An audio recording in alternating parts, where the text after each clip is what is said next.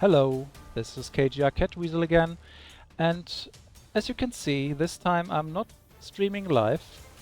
I have decided to show you a match, a very special one, which is a perfect example of no matter how desperate or hopeless a situation may be or may seem, to never surrender.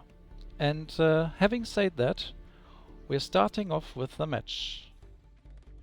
In this situation, I was Switzerland and my partner was Turkey. And I was facing Tolyagun, which was also Switzerland, and Lemberg, who was Turkey. And it was very funny that at the same day I was thinking about a strategy with Switzerland, and as it turned out, this was the first nation I got when I started off playing quick play. And well, I basically was very delighted because I could test if it would work or if I have any success with it. Because recently I have tried playing the Swiss chasseurs, and the Swiss chasseurs are basically extremely strong shooters, as you guys know. And I was thinking, what if I play on 18th century and try to get as many of them as possible, ignoring everything else like riders or so, and upgrades, and of course box myself in my base in order to have a long time advantage in the long run, having a lot of these Swiss chasseurs.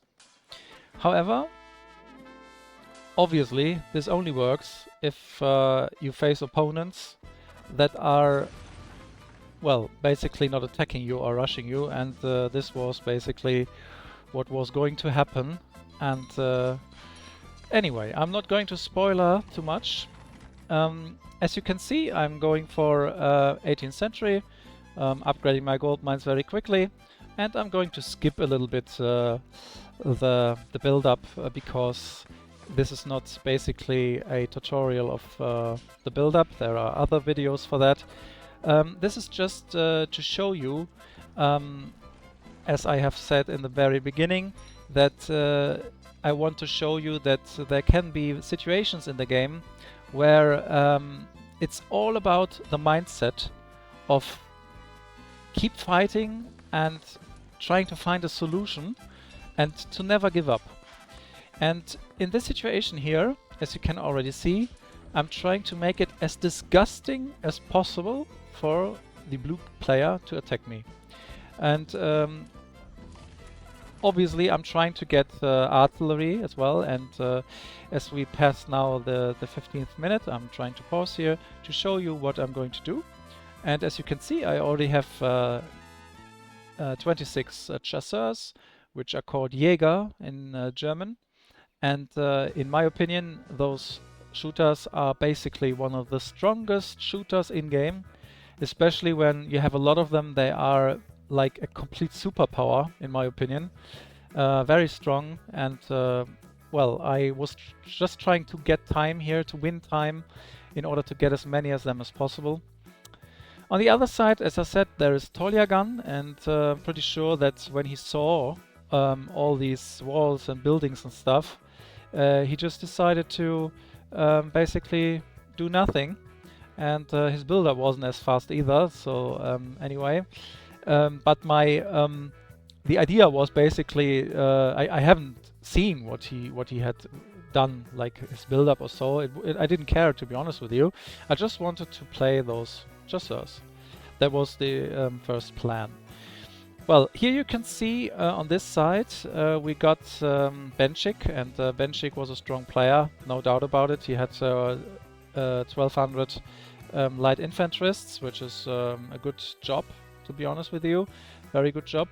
And on the other side there is Lemberg, as I said, and he basically has a normal standard build-up and way less units, of course.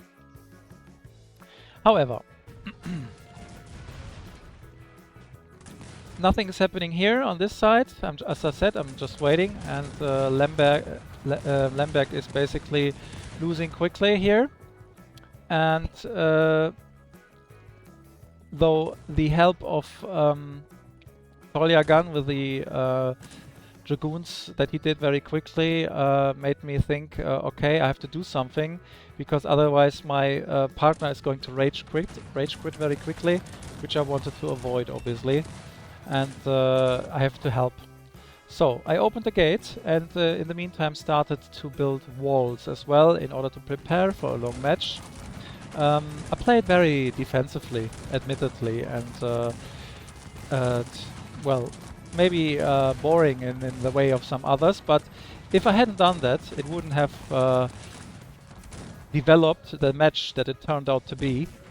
And as you can see here, at this time, Benchik still managed to get out of the situation himself, and as I speed up, you guys can see that still it's too much units here, so the Benchik cannot win alone. As you guys know, blue is basically when you face red and blue as your opponents, you should always try to make sure that you get blue out of the game at first. Because if red leaves first, there's a big chance of disconnection, and because red is the host, and obviously we want to get, if you're playing for points, you know, I admit that I'm playing for points sometimes, not sometimes, like always. And well, then if you wonder, if you basically find it important, you should always try to make sure to get blue out first, and needless to say, if red leaves and the game crashes, you don't have a game anymore. So this is basically the target. So at this point, I'm trying to show you that I have already more than 100 Jägers already. I already had around 100 Jägers when I entered into the first fight, and now this is the moment where I start watching this match completely, because we are in the mid-game now. We surpassed the age of getting all upgrades, which is, well, I don't have them even yet, which is because I was trying to get the upgrades here for the chasseurs, and I was trying to get also some art depots first, because I wanted to make sure that the red infanterists are no threat for me. I wanted to get multi-barrels, I wanted to have more cannons, and my plan was basically to make sure that my artillery and my chasseurs do the most of the job. Well, and as you can see here, the chasseurs have a very big effect here. I basically kill everything here on this side, and in the meantime I even engage into a second front on this side, and trying to use my artillery to kill this here. In the meantime, I got some time to finish my walls and some towers as well, and box myself in here, and I knew at this point already that no matter what happens, if I lose here my army, or if this player loses, I can still put up a fight, because it's very, very difficult to get in here and kill something. You need at least twice more units, you know. So if I basically don't do a big mistake or so, it would be very difficult for my opponents to win against me. So I was basically trying to hold my partner, and I wanted to kill blue. So, and this was the plan at this point in the game. I'm going to speed up a little bit here, and I'm going to slow down. So, blue has seen that, I'm going to pause here, blue has seen that I'm splitting my army, and basically when this happens, some players panic, or they rush into a fight because they think that they have to be fast. And in this situation, as you can see, he did a very critical mistake in my opinion. I'm going to show it to you, because as you can see here, I have a lot of multi-barrels here, I have my cannons here, and even though his army is supposedly bigger, as you can see here, I'm going to show you. His army is bigger, he has more cover, he has more shooters. He has less artillery at this point. Hold on. Yes, he has a little less artillery than me. But he has 2 nations, and already very early in the game he had 2 nations, so basically he's already outnumbering me if I check the statistics. And as you can see here, I have like 1200 or something like that, and he has 1000 more. And it's already a little bit outnumbered here. And I'm going to show you that it's not a good idea to be so jammed, because I've seen it. I'm hitting for it with my artillery, with the cannons, with the multi-barrels. And as you can see, he has lost a lot of units here. And he lost everything. Yeah. And in the meantime, I'm holding my partner as well. So, these multi-barrels basically kill a lot. Going to speed up. And I realized that even though I had won the battle, he has so many new units incoming that I still lost the fight, and I reacted a little bit too late here, killing my artillery, so he captured a little bit. And on the other hand, I realized that if I retreat my army from the left side, I could get him into a trap here in the center of the map. And this is exactly what happened.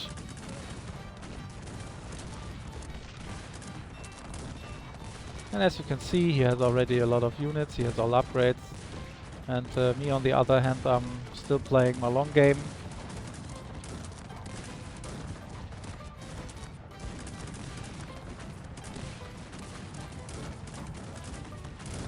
And fighting from all sides. And as you can see, there are just 17 of them, and the whole flank here is collapsing. And only the artillery basically will probably take them out here.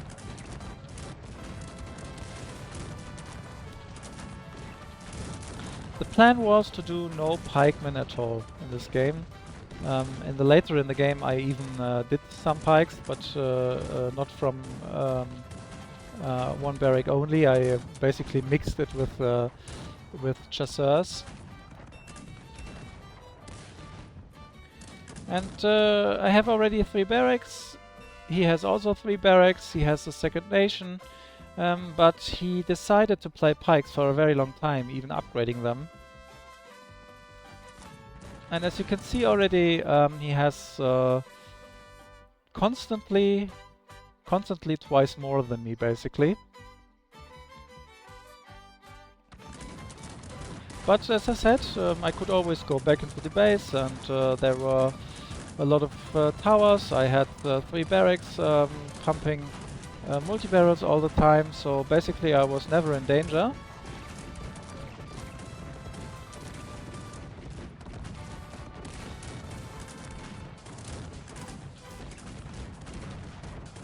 And this was the point I realized that I have to upgrade my gold mines, because the gold consumption was a lot, and basically for my personal taste, I consider myself a little bit slow with the upgrades here in this game for my mines, because I was basically fighting the whole time. I was concentrating on fighting here on this side, and basically I neglected that.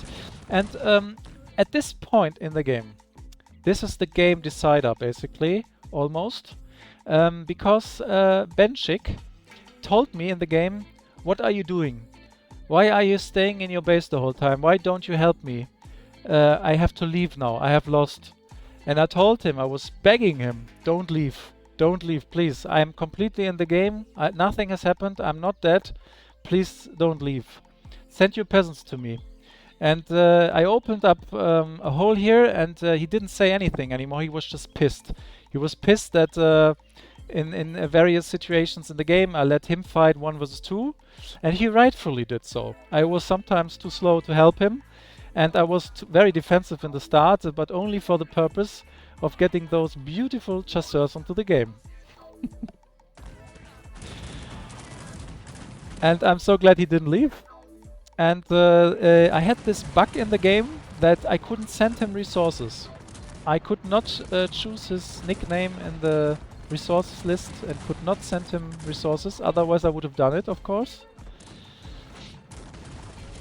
And in my opinion, Turkey can always recover very quickly. And as you can see here, he has given up. He has given up. He doesn't gather an army anymore. He didn't use. He didn't send his peasants away. And I was telling him all the time, keep fighting, keep fighting. It's not over. We can still win. And he said, there's no way we can win it, and so on. I think you know where this is going right now. Yeah, and basically now what's happening, Blue is doing basically what he has to do, in my opinion. He is surrounding my base. He is producing artillery. He's pounding my defenses here with his artillery, and basically he's boxing myself in. And I got a second problem incoming, which is red.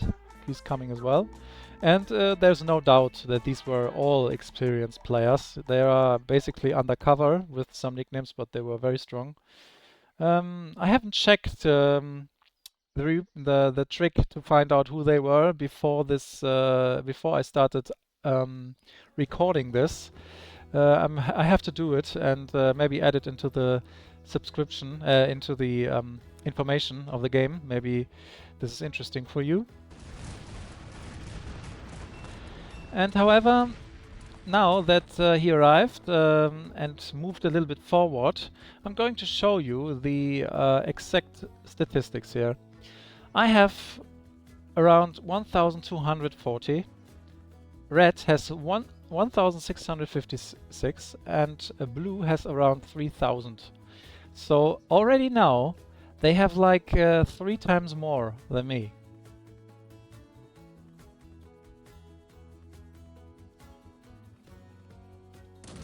The least.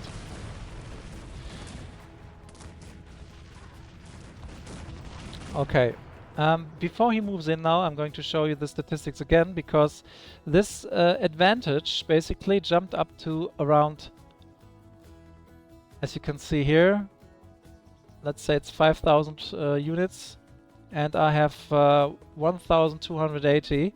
So basically they got at least 4 times more than me of units, of artillery, of everything, you know. And basically they had a strong economy as well. There's nothing to say about that, as you can see here. And Benchik, as my partner, who was Turkey, he doesn't need a lot of resources, you know. He can help me with his light infantry, but it was incredible tense already here, because he was pounding all my army, all my base, and at this point in the game, I was not certain, you know. The only chance that I had was to aim for the artillery, to maybe get this advantage out of the game, because as you can see, Red has a disgusting amount of cannons, you know, 56 cannons pounding my base. So I was basically trying to kill them with my artillery, aiming them, and Blue aimed my artillery with his howitzers. You know, we were trying to get our artillery out of the game, because only with artillery I can win this game, in my opinion.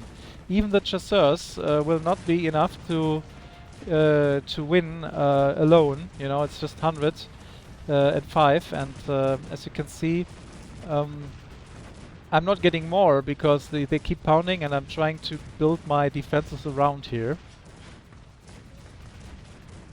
Here I didn't pay that much attention somehow. I forgot to see that.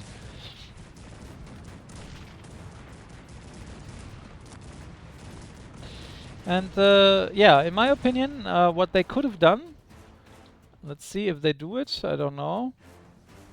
They didn't do mortars. I think mortars would have been an additional threat for my base, killing at least these buildings here in the front, but I think later in the game they will be in reach anyway for the cannons of them. But what I want to show you is that the advantage, I already killed like 20 cannons. The advantage of cannons is going a little bit down, but 39 cannons is still very much. They have 20 cannons on top from Blue, so basically the amount of cannons they had were around 70, It was absolutely crazy, really. Yeah, and the difference is that blue basically played musketeers. I played chasseurs, so he had more musketeers, he had dragons, he had incredible much meat, and basically if he attacks it will be very difficult to defend it. So what I did basically was trying to use before they came in close here, I was trading everything to coal, trying to get more artillery depots and trying to get cannons, because I knew the advantage of their units will be big if they surround me and I'm facing them alone. So the only chance that I had basically was getting more artillery than them. And this was of course not possible because they had captured some cannons here on the left side, but I later in the game tried to I managed to basically get rid of the advantage of their artillery. So as you can see here, he gets in the reach and killed some of my buildings as well, and they very slowly advanced. So this is the moment before they attack, because they are preparing it with sending blue sending those heavy cavalry from Turkey inside, and followed by that he sends his whole army. He knows that I have my artillery here and he's afraid that they are going to die like flies, so he's sending them in front. And at this point in the game,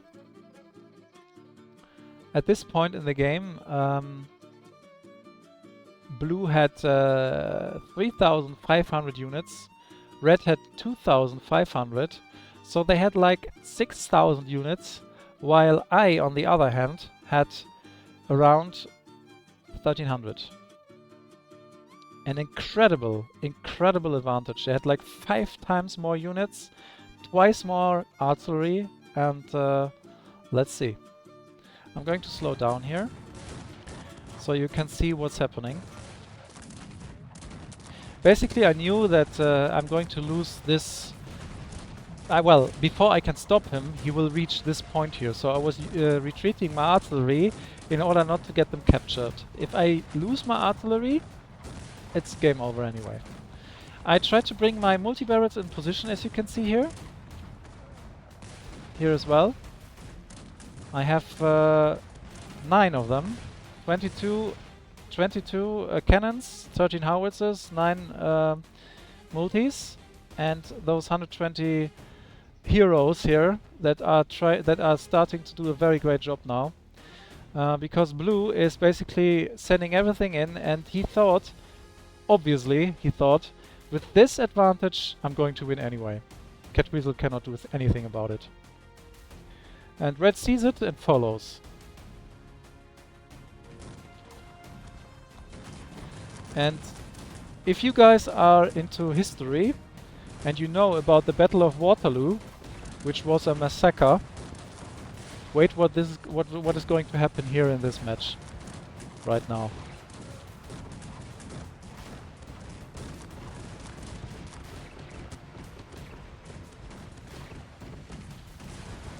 There he had a little walk as well, and look what it costed. An incredible massacre. I don't think I have ever seen anything like this. This is what happens if you run into a fortified base. And at this point in the game I knew that whatever happens in this match, in no circumstance I'm going to give up. In no circumstance I'm giving this game away. And I knew for sure that I will try to win it. And at this point, this guy here said, oh, not bad.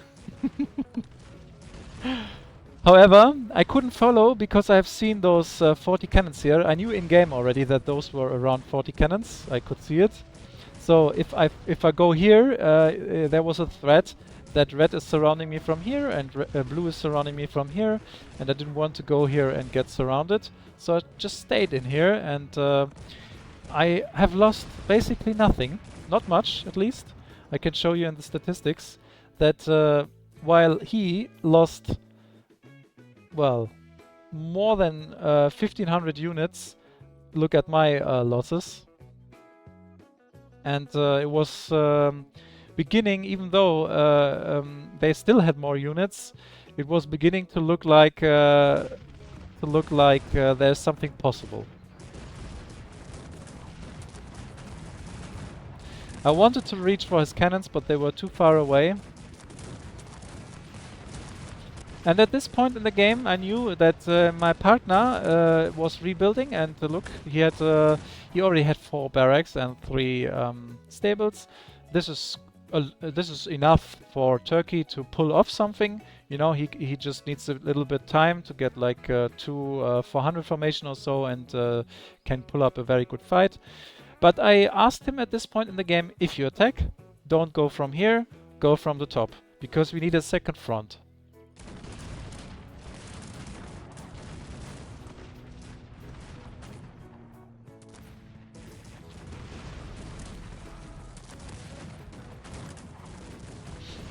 Now let's see. I've seen here those units, and I thought maybe I can try to kill something of it. And just to show you the beautiful chasseurs, just 20 of them, and some 20 dragoons. Look what's happening now with the Red Army. He was standing here, and basically I said it's just a lot of light infantry, you know. They're good for attacking, but for such kind of fight, they are not as good, you know. In my opinion, he could have started with Janissars now, not that much of these light infantry, to be honest with you, because this is just, in late game, those light infantry units are just trash, you know, just trash units. So look what's happening here.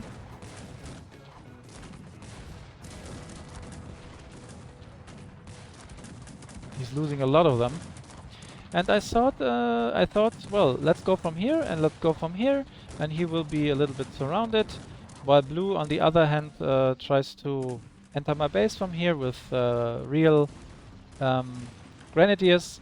And I thought, well, in this, if Blue is giving me time, let's go here and try to do something against Red. And I asked my partner to help. And I think, no, it was not now, it was a little bit later. Well, of course I used this moment to close the gap here, because I didn't know if such a situation, such an attack would happen again, like it did 5 minutes ago. But right now I have seen it. Can you see it? Look at this. Those are 40 cannons on a silver platter. And I thought, if I get those cannons, they will be in big trouble, because I would be the one having an incredible artillery advantage on top of having 4 barracks already, with chasseurs coming out, already 200 of them, 140 dragoons, and I thought if I get the cannons, it will be very difficult for them.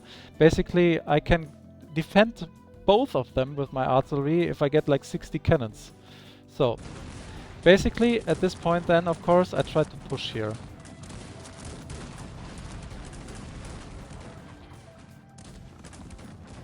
In the meantime, I'm sending a little bit of defense here to avoid that he enters my base and creates a second front.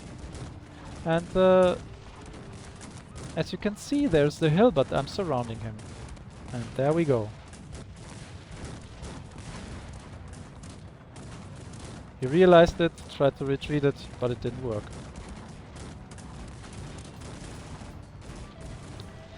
I captured 36 cannons, and those 36 cannons were an incredible amount. And as you can see, Blue is still having trouble here. And I thought, if I capture now, I'm going to show it to you. This is here a fortified area. Basically, that he sent his army here was not so clever. He gave us time to defeat Red, and even Red had the idea now to send some mortars in, but it was too late. And now we captured this important part here of the map. The team that controls this center has a much bigger chance of winning the game than the other side. And I knew, of course, that if we capture this here and control this center, we are going to win. And this is exactly where we were going. And of course here, with all these walls and with the artillery from this side, I thought, let's aim with artillery on Blue Army.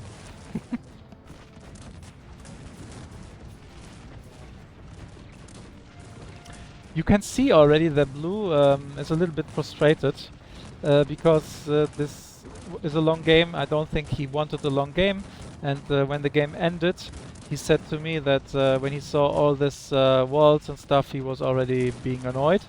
And I can completely understand it. If you play for a quick play and you want to play an aggressive game, and you face an opponent that is playing anti-style basically and very defensively, it can be very annoying. I know it myself.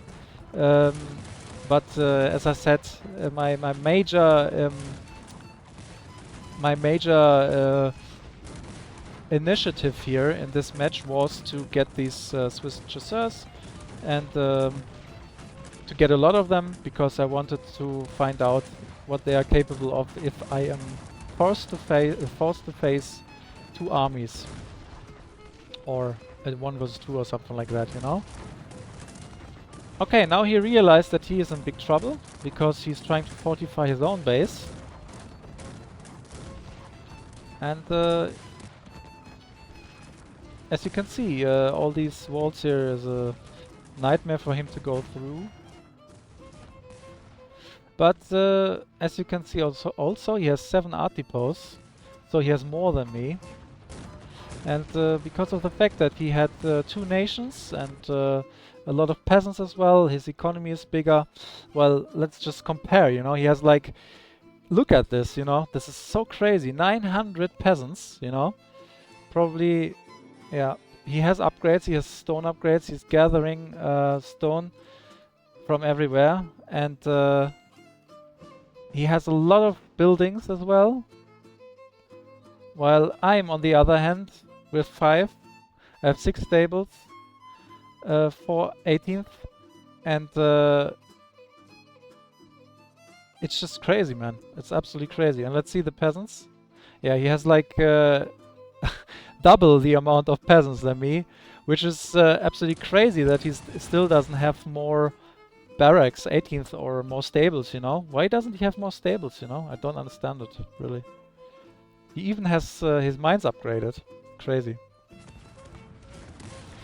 Well, I still think that somehow he was annoyed from the game, and yeah, it was frustrating already the way that it turned out to be. And as you can see, I'm trying to basically pounding everything with my artillery. It's so cool to play with so many cannons, and I was creating a second front here to go through. And in the meantime, I sent some units here as well to help my partner. Okay, now that we control the center and control the map, it is my task to get into his base. And of course, as you can see yourself, this is a nightmare as well. Because he has a very nice wall here, as here as well, and I can't go from here because it's too narrow. I can't do anything here. So I had to go from here, you know, because Blue still had to die first.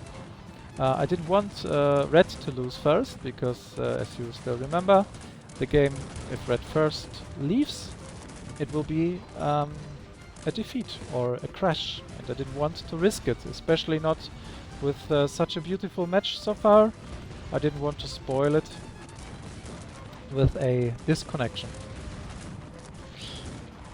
So, what I did basically was trying to kill as much of the wall here as possible. To be honest with you, I don't know why I did not start to build all these towers. Imagine the other side spends like 10 or 15k gold to build all these towers, and then all towers are being captured and The other player is building all of them up. I don't know why I didn't do it, I don't know why. Yeah, but however, all the cannons here are basically pounding everything here. And I'm just going to show you in the statistics again that constantly in every fight he's losing a lot of more units than me. He's also recovering quicker than me because he has more buildings. And Red is already on the losing street and I'm already number 2.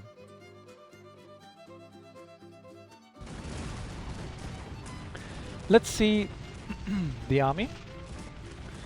I basically had all the time around 200 chasseurs and between 100 and 150 dragoons.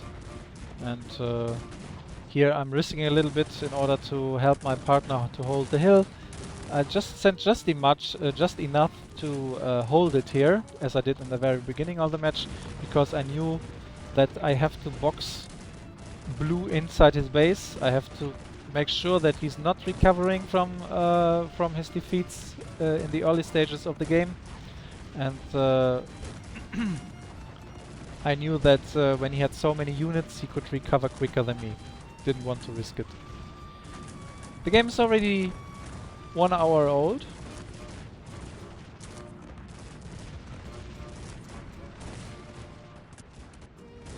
I'm still upgrading my mines. And I'm fortifying the situation here because at this point in the game I realized maybe there's still a comeback chance for him. And I don't want to risk that he's getting into this space, into this spot again, because I wanted to make sure that he's being stopped here. There we go. So, going to show you.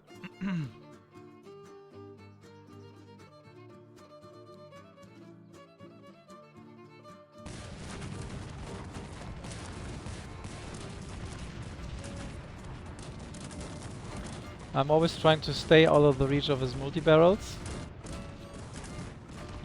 And I'm doing a tactical retreat with little units here to make sure that he follows and gets out of his base. But he's not going for it, as you can see.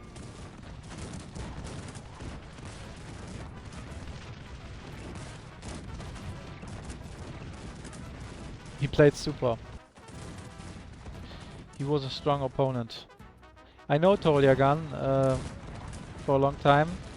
I think he still could have won it somehow, this match, to be honest with you, because he had so much units and he had so much peasants. If he wanted to, he could have built a lot of more buildings.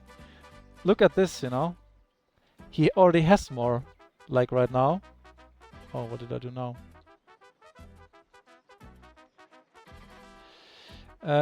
He has 5 barracks now, but he didn't do more stables. And look at this. I don't need to tell you that this is not good.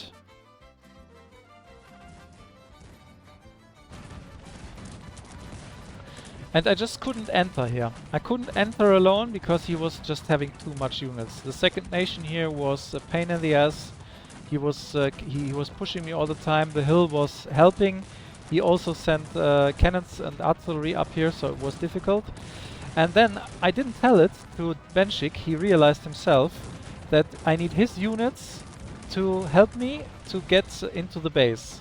And in the meantime, as you can see, Red has a long way on the to reach my base and to prevent that this is happening. But it's too late. It is too late.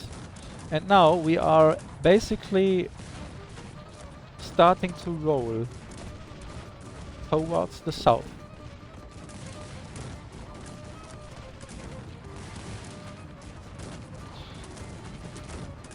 And still the amount of artillery. I had mortars. I was aiming for his buildings with the mortars. I knew that if I reach here, this side here, I'm going to kill all of his buildings. I knew that this is over if we basically get the hill, so to be honest with you. And this is where Red arrives. but it's no danger at all. I have buildings. I have artillery here, multi-barrels and stuff.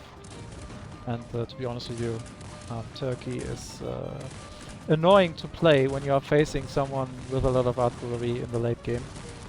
There's not much Turkey can do. Well, there's a lot more Turkey can do than Algeria, to be honest with you. Yeah. However, as you can see already, going to show you to you in the statistics. This is the moment now where blue is basically in the for the first time in the game having less units than me, and basically I was the one, the underdog in this match, units wise, and at this point now basically I overtook him.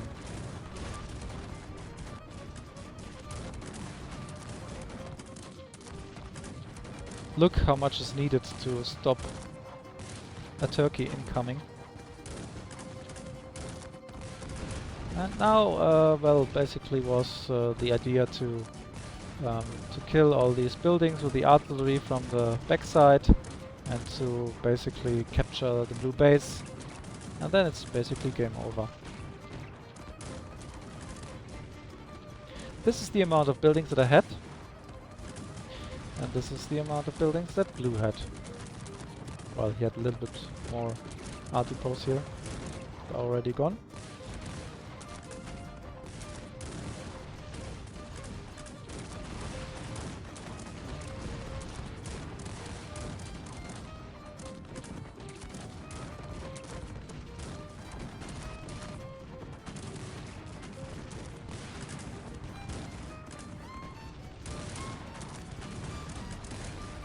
And GG. And now a little discussion began after the match. Well, this was of course the moment that Red realized he can't do anything about it, so basically now he surrendered as well. Beautiful, beautiful match from my side, for the side of my team, I mean, because this was an incredible comeback. That is not often the case, I must admit, in normal situations, in quick play, when you are outnumbered and being surrounded. The situation is that no matter how good you fight, you're getting beaten anyway, because in the long run they just have too much units and too much buildings. Red didn't capture Switzerland, basically. I didn't let it happen. That's why there was no big threat incoming. If Red would have captured Switzerland, we would have lost. There's no doubt about it, because one kebab from one side is not enough to basically do something about all these multi-barrels. And yeah, the moral of this match is basically to never surrender, basically, because there's always a way sometimes. There's a lot of psychology in the game as well, because tell me if blue ever thought until the, well, let's say 45th or 50th minute that he thought that he's going to lose it. I don't think so. I don't think that he thought he's going to lose it. I think he thought he had won it.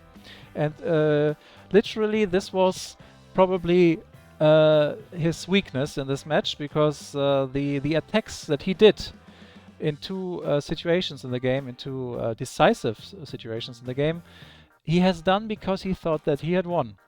And if he knew or analyzed that he didn't win at this point in the game, maybe he would have played differently, a little bit more cautious, would have used his artillery more, get mortars in the game, maybe do something more about his economy. But I think for a very long time he thought that he'd won and that he just needs to push one attack and then he's going to win.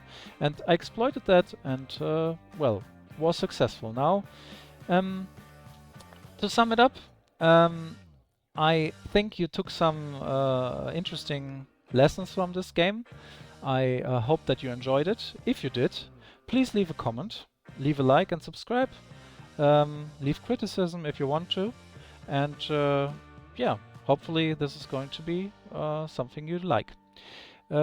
I wish you a good day and see you next time. Bye, Catweazel.